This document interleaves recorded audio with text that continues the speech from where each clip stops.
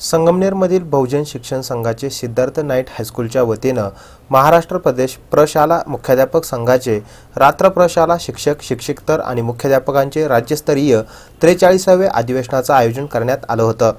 या प्रसंगी छत्रपती शाहू फुले आंबेडकर यांच्या प्रतिमेस प्रमुख पाहुण्यांच्या हस्ते पुष्पहार अर्पण करून ज्योत पेटवून कार्यक्रमाचं उद्घाटन करण्यात आलं।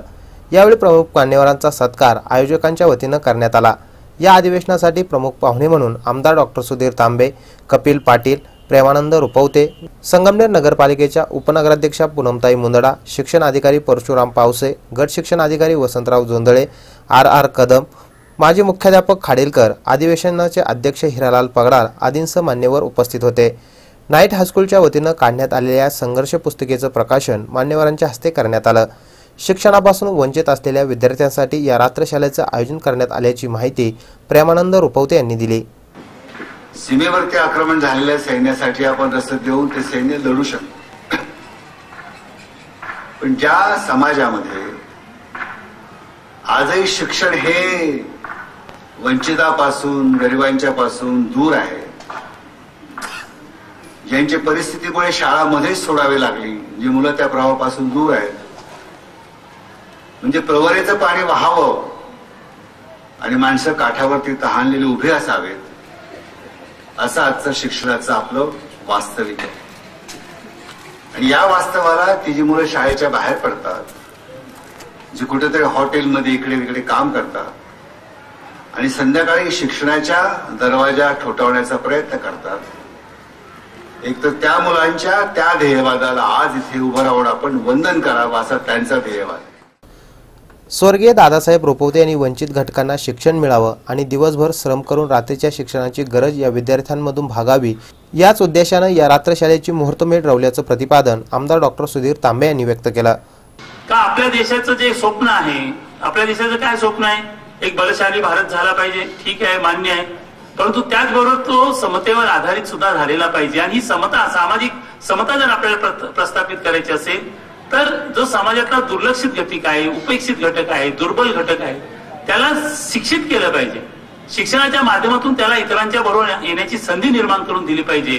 आणि म्हणून जी मुलं दिवसभर काम करतात, जे तरुण दिवसभर काम करतात, त्यांना शिकण्याची खूप आवड आहे, त्यांना आस आहे शिकण्याची, शिक्षणाचं महत्व त्यांना समजलेलं आहे, अशा मुलांना या ठिकाणी ही शिक्षणाची संधी उपलब्ध करून दिली पाहिजे, ते शासनाचं कर्तव्य आहे। या नगर जिल्हा साखर कारखान्यांसाठी प्रसिद्ध आहे, चांगले साखर कारखाने जातात, इथं मला काही ठिकाणे करायची, पण तांबेंना माहिती आहे आणि हिरालालजींना माहिती आहे आणि रुपवते साहेबांना माहिती आहे की या राज्यामध्ये बुडवलेल्या साखर कारखान्यांना वाचवण्यासाठी, पुन्हा आणखी खाण्यासाठी दरवर्षी 700 ते 800 कोटीचं पॅकेज दिलं जातं, दरवर्षी दिलं जातं। बुडवलेल्या सोसायट्या, सहकारी बँका ज्या बुडवल्या यांनी, त्यांनाही वाचवण्यासाठी तेवढंच दिलं जातं। आणि शिक्षणासाठी अनुदान किती पाहिजे? 400-450 कोटीचं व्यत्यय अनुदान द्यायचा मुद्दा आला तरी सुद्धा या 800 कोटीपेक्षा कमी पैसे लागणार आहेत, पण शासन आपल्याला देत नाही। याचं कारण यांच्या कुणाच्याही राजकीय अजेंड्यावर हा मुद्दा आहे।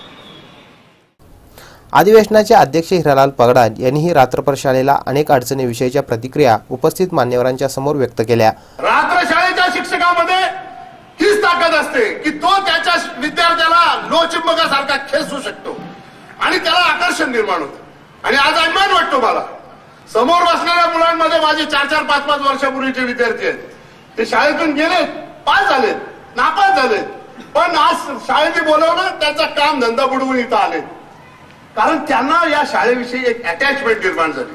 मला तर दादासाहेबांचे काम आम्ही पुढे देतोय, पण रात्र शाळांच्या शिक्षकांचे काही प्रश्न असतात, इथल्या शासनाच्या काही ध्यानीमध्ये आहे का नाही मला माहित नाही। हे अधिवेशन 2 दिवस चालणार असून राज्यातील अनेक शिक्षक, शिक्षिका, शिक्षकेतर कर्मचारी मोठ्या संख्येनं उपस्थित राहणार आहेत। सी मूव्हीज एन न्यूजसाठी कॅमेरामन सुखदेव गाडेकर, संगमनेर।